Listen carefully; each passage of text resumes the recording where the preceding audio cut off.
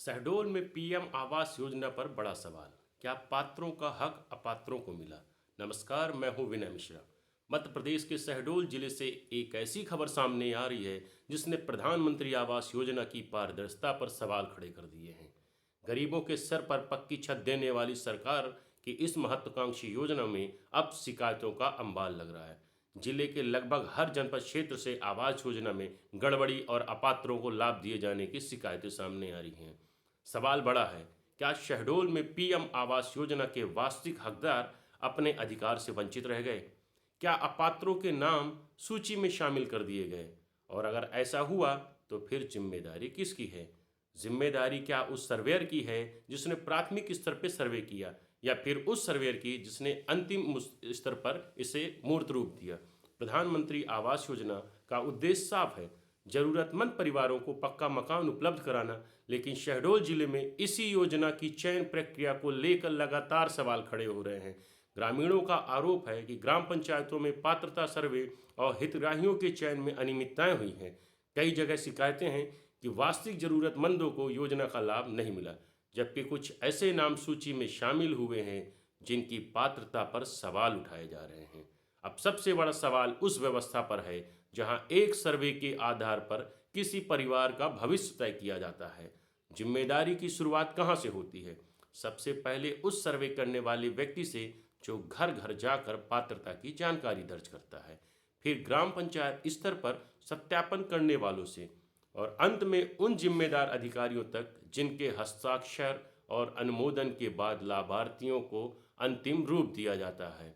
अगर कहीं गड़बड़ी हुई है तो क्या सिर्फ कागजों की जांच से काम चलेगा?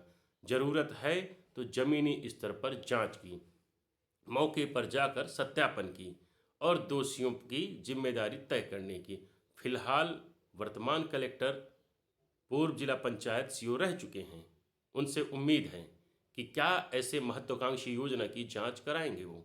शहडोल में पीएम आवास योजना को लेकर उठ रही शिकायतें जिला प्रशासन के सामने बड़ी चुनौती बनती जा रही हैं। जिला पंचायत सीओ से मांग उठ रही है कि पूरे जिले में निष्पक्ष और स्वतंत्र जांच कराई जाए, ताकि यह साफ हो सके कि योजना का लाभ सही लोगों तक पहुंचा है या नहीं।